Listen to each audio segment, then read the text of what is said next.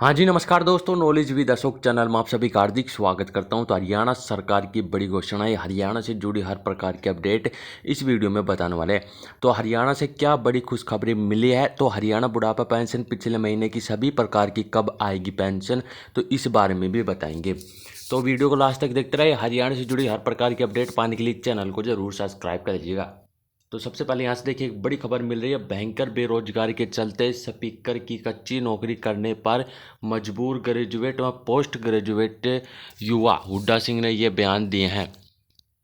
तो पूर्व मुख्यमंत्री व नेता प्रतिपक्ष भूपेंद्र सिंह हुड्डा ने कहा कि हरियाणा में बेरोजगारी सबसे बड़ी समस्या है। खुद बीजेपी सरकार के आंकड़े बताते हैं कि बेरोजगारी के चलते मजबूरी में ग्रेजुएट और पोस्ट ग्रेजुएट युवा कौशल रोजगार निगम में सफाई कर्मी की कच्ची नौकरी भी करने को तैयार हैं। स्वीपर के लिए निकले हैं पदों पर 39,990 ग्रेजुएट और 6112 पोस्ट ग्रेजुएट युवाओं ने आवेदन किया है। 1,17,144 12वीं पास युवा भी इस कच्ची नौकरी को पास करने के इच्छुक हैं। कुल मिलाकर 3.95 लाख युवा सभी पर की नौकरी के लिए कतार में खड़े हुए हैं। इससे पहले पानीपत कोर्ट में चपरासी की 6 पदों की भर्ती में भी यही हाल देखने को मिला था, लेकिन उसके लिए अप्लाई करने वाले 10,000 युवा थे, जिनमें बीए, एमए और एमफिल, पीएचडी, बीटेक और एमएस पास थे। एचएसएससी द्वारा निकाली गई ग्रुप डी की 18,000 भर्तियों के लिए 18 लाख बेरोजगार युवाओं ने अप्लाई किया था और करला के 6,000 पदों के लिए 25 लाख युवाओं ने अप्लाई किया था। हुड्डा ने कहा है कि जो हरियाणा कांग्रेस सरकार के देश में सबसे ज़्यादा रोजगार देने वाला राज्य था, उसे बीजेपी ने बेरोजगारी में नंबर 1 बना दिया गया है। तो बेरोजगारी, अपराध व नशे पर नकेल कसना कांग्रेस सरकार की प्राथमिकता होगी, हुड्डा सरकार। केंद्र सरकार की CMIE की रिपोर्ट के मुताबिक हरियाणा बेरोजगारी में नंबर 1 हुड्डा। एक और बड़ी खबर यहाँ से देखिए, जेल विभाग में पुरुष व महिला सहायक जेल सुप्रीडेंट व जेल वार्डन के ग्रुप 56 व 57 PMT PST शुरू। हिम्मत सिंह, HSSC के चेयरमैन का बड़ा बयान। हरियाणा कर्मचारी चयन आयोग के चेयरमैन हिम्मत सिंह ने कहा कि आयोग ने विज्ञापन संख्या 4/2024 के तहत ग्रुप 56 व 57 के तहत जेल विभाग में पुरुष व महिला सहायक जेल सुप्रीडेंट व जेल वार्डन कंपनी कमांडर में है प्लान 2 कमांडर के पदों के लिए शॉर्ट लिस्टेड अभ्यर्थियों को PMT शारीरिक मापदंड टेस्ट में PST शारीरिक स्क्रीनिंग टेस्ट की जो है पंचकुला सेक्टर 3 में स्थित ताऊ देवीलाल खेल परिसर में आयोजन शुरू कर दी गई है। जिन उम्मीदवार को शॉर्ट लिस्ट में किया गया है, उनकी सूची आयोग की वेबसाइट पर उपलब्ध है। उन्होंने उम्मीदवारों से भी अपील की है कि वे अपने कार्यक्रम व शेड्यूल का समय पर नियमित अवलोकन करते रहें। आयोग का प्रयास है कि PMT प्रक्रिया में पूरी पारदर्शिता रखते हुए अभ्यर्थियों का चयन किया जाएगा। अभ्यर्थियों की संख्याओं के समाधान के लिए कमेटी का भी गठन किया गया है। उम्मीदवारों की वेबसाइट से कैटेगरी में अपना वहां से शॉर्ट लिस्ट में नाम देख सकते हैं। तो जेल वार्डन है और पुरुष व महिला सहायक जेल सुप्रीडेंट जेल वार्डन के ग्रुप 56 व 57 PMT PST शुरू हो चुके हैं। HSSC के चेयरमैन हिम्मत सिंह ने बयान दिया है। एक और बड़ी खबर, जेम के लिए 11 अक्टूबर तक आवेदन कर सकेंगे विद्यार्थी। 2 फरवरी को होगी परीक्षा। MSc MTech में PhD में होंगे दाखिले। 89 PG प्रोग्राम में भी प्रवेश किया जाएगा। Joint admission test for masters JAM के लिए 3 सितंबर से आवेदन प्रक्रिया शुरू हो गई। इसके लिए उम्मीदवार 11 अक्टूबर तक आवेदन कर सकते हैं। 2 फरवरी को परीक्षा होगी। इसके बाद 16 मार्च को परिणाम इसका जारी कर दिया जाएगा। एक और बड़ी खबर आई है, ITI में 30% सीटें रिक्त, दाखिला तिथि बढ़ी है। दाखिले से वंचित छात्र 30 सितंबर तक आवेदन भी कर सकते हैं। तो औद्योगिक परीक्षण संस्थान यानी कि ITI में दाखिले के वंचित रहे विद्यार्थियों के लिए राहत की खबर है। हरियाणा कौशल विकास एवं औद्योगिक परीक्षण विभाग ने दाखिले की तिथि 30 सितंबर तक बढ़ा दी है। इसके लिए ITI प्रधानाचार्य को पत्र जारी कर आदेश भी जारी कर दिए हैं। जिले में 7 ITI है, हिसार जिले में, ठीक है। तो 1788 सीट उपलब्ध है। हरियाणा औद्योगिक परीक्षण संस्थान की ओर से 7 जून से दाखिला प्रक्रिया शुरू की थी। विद्यार्थियों के कम आवेदन आने के कारण 4 सीटें और अलॉटमेंट कर दी है। 2 बार फिजिकल काउंसलिंग की तारीख बढ़ाया जा चुका है। इसके बावजूद ITI संस्थानों में 30% से अधिक सीट खाली है। करीब 550 सीट रिक्त है। इन सीटों पर दाखिले के लिए छात्रों को एक बार फिर अंतिम चांस दिया जा रहा है। इस बार पहले पाओ पहले आओ दाखिला के आधार पर होगी, ठीक है। तो 30 सितंबर तक आप आवेदन कर सकते हैं। पेंशन को लेकर एक और बड़ी खुशखबरी आ रही है। तो हरियाणा जो पेंशन है उसको लेकर, पेंशन धारकों को लेकर बड़ी खुशखबरी मिल रही है। तो यहाँ से देखिए, देश के किसी भी बैंक से ले सकेंगे पेंशन। श्रम मंत्री मनसुख मांडविया ने बुधवार को कहा कि कर्मचारी भविष्य निधि संगठन की पेंशन योजना के दायरे में आने वाले पेंशन धारक जनवरी से किसी भी बैंक या उसकी शाखा से पेंशन ले सकेंगे।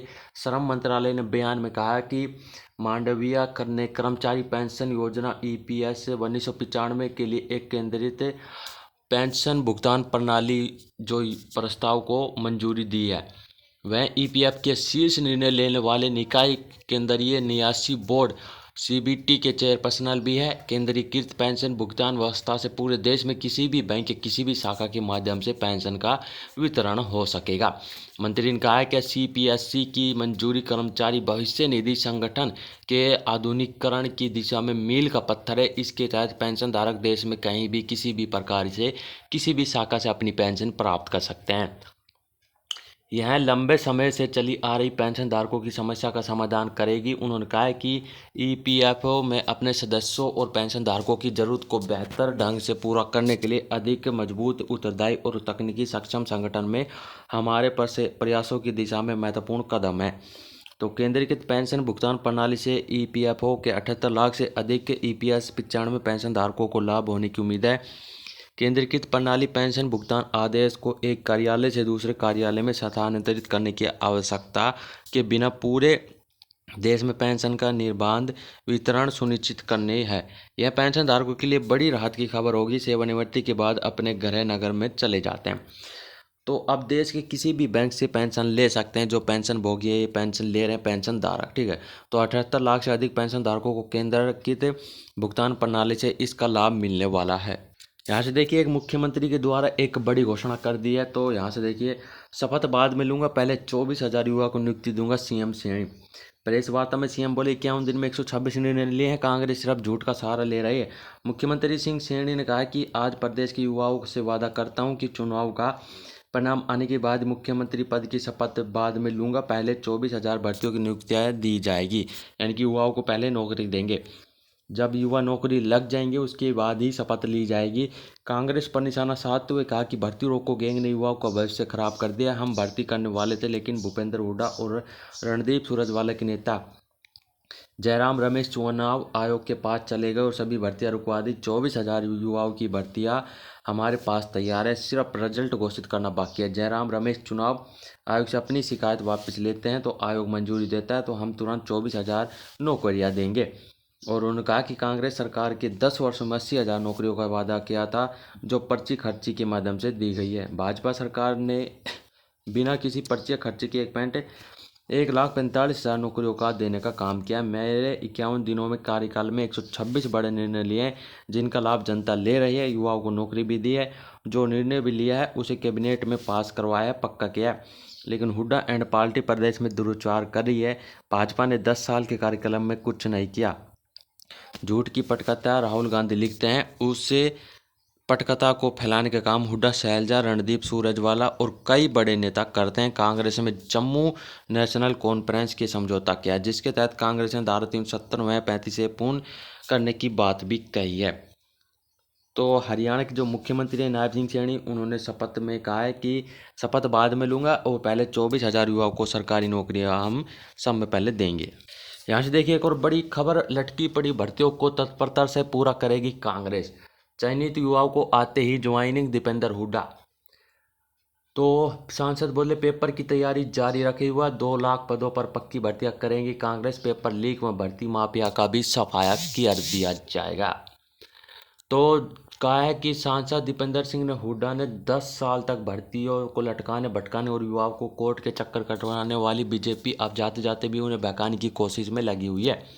उन्होंने आरोप लगाया कि भर्ती और कौशल निगम को लेकर बीजेपी द्वारा फर्जी वीडियो मैसेज और झूठी खबरें फैलाई जा रही है, लेकिन कांग्रेस द्वारा बीजेपी हर एक झूठ का तसल्ली से पर्दाफाश किया जाएगा। सांसद दीपेंद्र हुड्डा ने कहा कि बीजेपी ने 5 साल तक कभी भी सीईटी के बहाने तो कभी पेपर लीक करवाकर साजिश के तहत भर्तियों को चुनाव तक लटकाए रखा है। युवाओं और विपक्ष की मांग के बावजूद सरकार ने भर्तियां पूरी नहीं की है। तो 1 महीने से भाजपा द्वारा लगातार झूठी घोषणाएं की और जो है इन घोषणाओं की पोल ना खुल जाए, इसलिए समय से ही पहले चुनाव का ऐलान करवा दिया और अपनी झूठी घोषणाओं को आचार संहिता के नीचे दबा दिया। इसलिए बेरोजगार युवा बीजेपी को सबक सिखाने का मन बना चुके हैं, लेकिन युवाओं से माफ़ी मांगने की बजाय बीजेपी उन्हें बरगलाने में लगी है।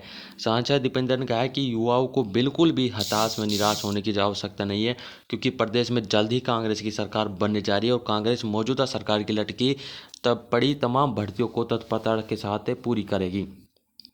भर्तियों के लिए चयनित युवाओं को भी बिना देरी के ज्वाइनिंग दी जाएगी। दीपेंद्र हुड्डा ने कहा है, युवा बीजेपी के बहकाव में न आए और पेपर की पूरी तैयारी रखें, क्योंकि कांग्रेस सरकार पहले ही साल 1 लाख नई भर्तियां करने जा रही है। तमाम भर्तियां पूरी तरह पेपर और योग्यता के आधार पर होगी। इसके लिए पार्टी बाकायदा भर्ती विधान और जॉब कैलेंडर जारी करेगी। तो हरियाणा अगर सरकार बनती है इस बार, तो लटकी भर्तियां पूरी तत्परता से करेगी कांग्रेस सरकार। चयनितों को आते ही ज्वाइनिंग देंगे, दीपेंद्र हुड्डा का बड़ा बयान आ चुका है। तो ये हरियाणा की हर अपडेट, और आपको बता दें कि आपकी पेंशन जल्दी जारी हो सकती है, ठीक है। तो हरियाणा की हर अपडेट पाने के लिए चैनल को सब्सक्राइब कर लीजिएगा और वीडियो को भी लाइक शेयर जरूर कीजिएगा। आज के लिए इतनी अपडेट, और जो अपडेट आएगी तो आपको सबसे पहले अपडेट देंगे। चैनल को सब्सक्राइब करके रखिए, वीडियो को भी लाइक शेयर जरूर करिए। भगवान कर आपका दिन शुभ हो। जय हिंद, जय भारत, जय हरियाणा।